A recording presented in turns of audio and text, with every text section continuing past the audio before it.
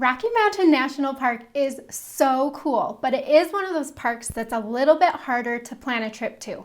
So today I wanted to share my favorite tips for planning a trip to Rocky Mountain National Park. Here are 5 things that you'll definitely want to know before you go.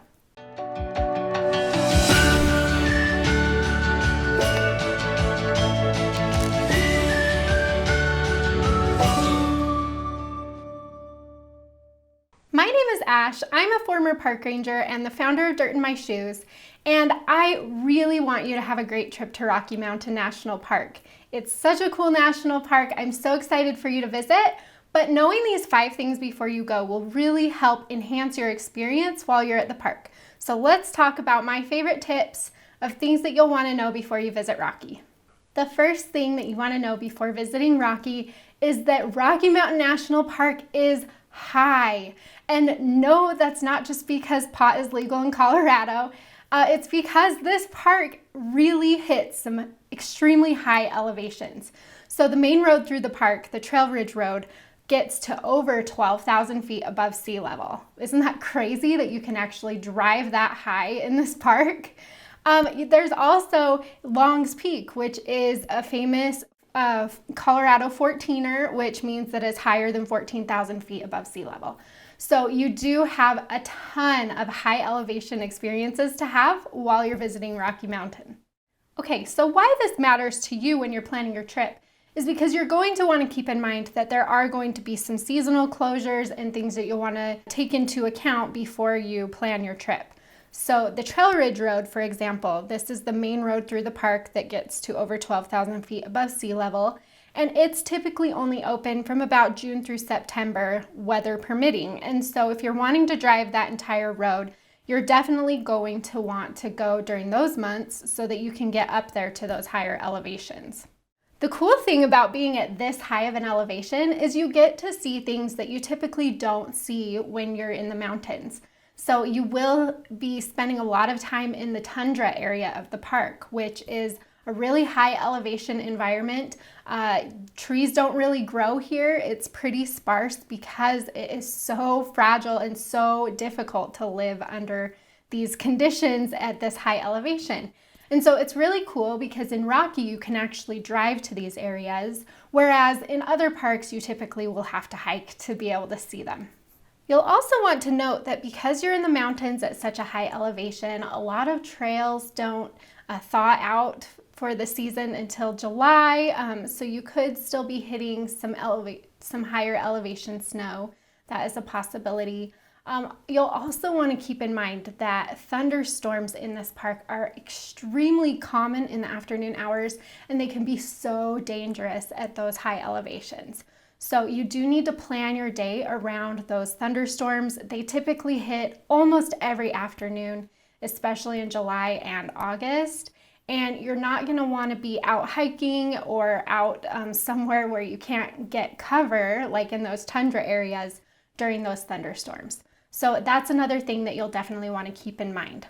One last thing about why it's so important to notice how high of an elevation you're going to be at in this park is because altitude sickness is something that can happen to you at this park. So when you get to those higher elevation areas, sometimes your body just doesn't react to it very well. You have a harder time getting oxygen, the air is thinner, and so altitude sickness is something that may hit while you're exploring this park. A couple of things you can do about that. First of all, if you can take some time to acclimatize to the higher elevation, before you try to do any bigger hikes or spend a lot of time up in those elevations, that will help your body kind of get used to the lower oxygen levels. If you get up into Rocky and you're out exploring, it's just really important to make sure you're getting enough water. Your body really needs to stay hydrated in this high of an elevation. And if you do start feeling sick, typically you can just hurry and go to a lower elevation. So get off that Trail Ridge Road, go down lower in the park, and a lot of times your symptoms will subside at that point. But you do just want to be more aware of what your body is feeling while you're in this park, because altitude sickness is a possibility. If you need some help deciding when you want to go to Rocky, I do have an article on Dirt in My Shoes that will help walk you through that. It will go through all the weather conditions and what to expect month by month so that you can make a good decision for your family and for the trip that you're hoping to take. The second thing you want to know before going to Rocky Mountain is that this park is very crowded. Rocky Mountain is usually in at least the top 10, sometimes the top 5 for visitation numbers for the entire national park system. And so this park does stay very busy. And what can make it hard is that you are up in the mountains, you're in those higher elevation areas, and there's just like not a lot of parking. There's not a lot of options of places for people to go if the parking lots are full. And so it does feel pretty crowded. They've been trying to deal with the overcrowding situation for a while, and there's been a couple different programs in place for that. But you will just want to note that this park does stay quite crowded, especially during the summer and fall. When you're at a busy park like Rocky Mountain, there are a couple of things that you can do to really make it feel less crowded, to find some solitude and to still have a nice time.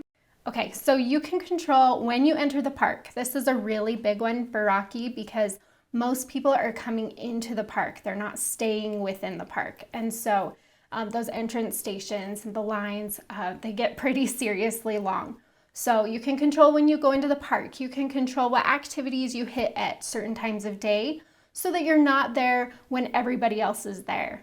You can add in some off the beaten path stops, places that a lot of people either don't know about or just don't plan into their vacation, things that you won't find on some of the maybe top things to do lists. And adding those in throughout the day will also help with your enjoyment and how crowded the park feels for you. I mentioned that Rocky has been overcrowded for a while, and they have been trying to put some things in place to deal with that. A couple of the things that are in place. So in the past few years, they have had an extra reservation system where you actually have to have a reservation to get into the park and explore. So that may or may not be in place when you go. You'll definitely want to check the Rocky current conditions page to see what type of program they might have in place to handle the crowding. Another thing that they have is they do have a park shuttle. It does not go up and over the Trail Ridge Road. It stays in the Bear Lake area, which is a very busy and hard to get parking area of the park. And so if you want to take that shuttle, that's an option. Those shuttles do stay quite busy as well. The parking lots for the shuttles do fill up as well. And so, it's not like a catch-all fix, but it does help with some of the overcrowding in this park. I've been to Rocky Mountain many, many times. I have figured out traffic patterns and like good ways to see the park so that you're not always in the crowds all day. And it does make a huge difference. So if you want any help navigating these crowds, adding in some cool off the beaten path stops, just making sure that you're not stuck in traffic all day, I do have a Rocky Mountain itinerary on Dirt in My Shoes. And this itinerary will help you navigate through the park. It's a full schedule, and so you don't have to guess if you need extra reservations. You don't need to guess what time to be where. It's just all right here. Tip number 3. If you want to stay in Rocky Mountain National Park, you will have to camp. So Rocky, it's kind of surprising actually because it's such a busy park and so many people go there. But there actually are no in-park lodges in this national park. And so if you're wanting to stay within the park, you'll need to choose one of the 5 front country campgrounds or do some backpacking. Those are really your only options for staying within the park boundaries. So looking at a map of Rocky Mountain National Park, you've got Estes Park over here, which is the main town. This is where most people will stay when coming to Rocky. This is the east side of the park, and so this is how you get out to Denver and some of those higher population areas right outside of Rocky. And so a lot of people are coming in from this direction.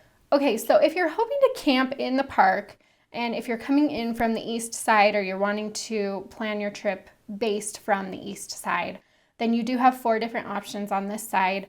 So you've got Aspen Glen, you've got Moraine Park, you've got Glacier Basin, and you've got Longs Peak. So there are 4 over here if you're hoping to camp in the park. There's one more campground over here on the west side. That's Timber Creek, and that's going to get you closer to the Grand Lake entrance here. Now, looking at a map, everything looks flat, but when this is the Trail Ridge Road here, and you hit your high point right here. And so you're going up the mountain, you hit the high point, and then you're going down the mountain on this side. All of these campgrounds are reservable except for the Longs Peak campground, which is first come, first served for now. This may change in the future, so you'll definitely want to make sure that you're checking the official Rocky website to get the most up-to-date information. But they did just switch some of their campgrounds over to reserve only in the past couple of years. So most of it's reservation only. You will need to get on there and make your reservation 6 months in advance. It's on a rolling basis, so you'll just want to make sure you're there 6 months in advance to snatch up a camping reservation. If you don't want to camp, looking at the map again, you'll either want to focus your lodging over here in the Estes Park area, or the Grand Lake area down here is also a good option. Although that is a little bit further removed from most of the can't miss spots in the park, and so you'll want to keep that in mind as you're planning out your lodging. Tip number 4, Rocky is a very complex park, and you definitely will want a plan before you go. Now, I know some people don't like to plan, and that's fine, but what will happen is you will end up spending a ton of time in your car, or you'll be stuck in traffic all day, or you won't be able to get parking. Unfortunately, that is just the reality of visiting Rocky Mountain National Park right now. It is so busy, it sees millions of people a year, and so having that plan can make a huge difference in your enjoyment while you're at the park. Okay, so looking at the map again, just to kind of give you a lay of the land and explain why it is important to have some type of plan at least, is you've got Estes Park over here, and then you've got the Trail Ridge Road that goes up and through the middle of the park and then connects over to Grand Lake down here. That's about 45 miles, but it takes an hour and a half to 2 hours to drive that length just one way with no stops. So if you're planning on seeing a good portion of the park, to even just get from one side to the other can take a very long time. And then you factor in that there's just not like a ton of huge parking lots in this park. And so that makes a difference when you're trying to find parking, especially along the Trail Ridge Road. It can be really difficult to find parking where you're hoping to stop. The other thing is just because people don't stay in the park, except if they're camping, then a lot of people are coming in from the outer areas, you know, those towns, and they're coming into the park. And that just makes for some really interesting traffic patterns and, some interesting patterns of how the parking lots fill up and what's happening in the park during the day. And so those are things that you'll want to keep in mind as you're hoping to get to all these really cool spots in the park. It's just that for a lot of the day, most of them don't really have a lot of parking available. One of the biggest rookie mistakes that I made when planning a trip to Rocky, and especially our first couple of trips before I really figured it out, is that even if you take into account, what time to be in the park so that you don't have to wait in line at the entrance station and what time to be at those busy spots so that you can get parking, the other thing that you really do need to factor in is where you want to be in the afternoon during those thunderstorms. We've gotten caught in some pretty crazy storms in that park, and again, they pretty much hit without fail almost every afternoon during the summer. And so, you're taking into account the altitude sickness, where you want to be when you first get to the park and what trails you might want to focus on while your body acclimatizes. And then you've got the thunderstorms, and then you've got all the crowding. And so this park does just get a little bit complex when you're trying to figure out a plan and what you want to do. But it makes a huge difference. If you can get all of that in place, then it really makes for a great trip for you and the rest of your group.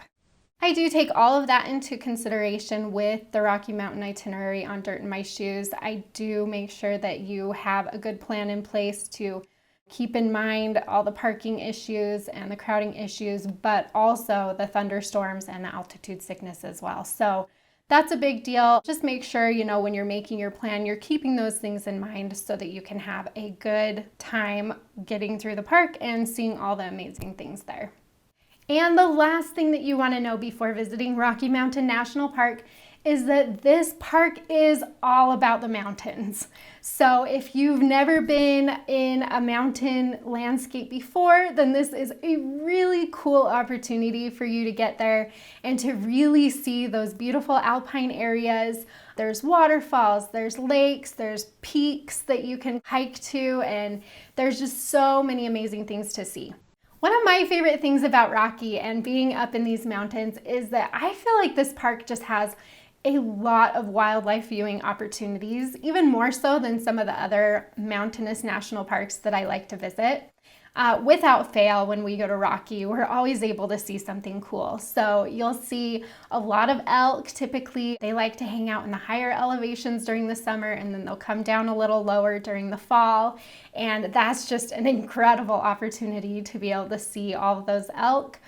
You'll find a lot of moose. Typically on the west side of the park is where you'll find those. And so you can see moose while you're here. We've seen bears all over the park. There are bighorn sheep, things like that. And so it's just a really cool introduction into seeing some really high and beautiful mountains.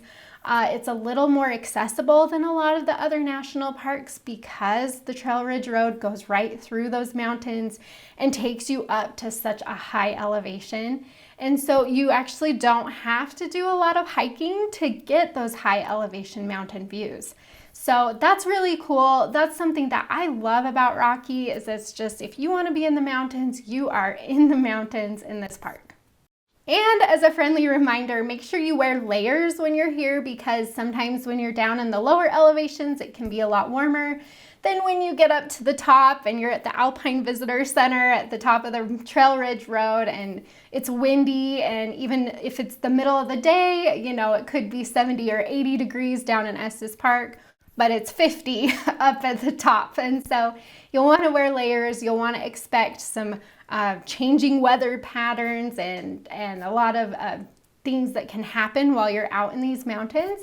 And so just come prepared for that, and also be ready to see a lot of wildlife, see some beautiful mountain peaks, and see some amazing tundra environment. Okay, so there are 5 tips, 5 things that you need to know before visiting Rocky Mountain National Park.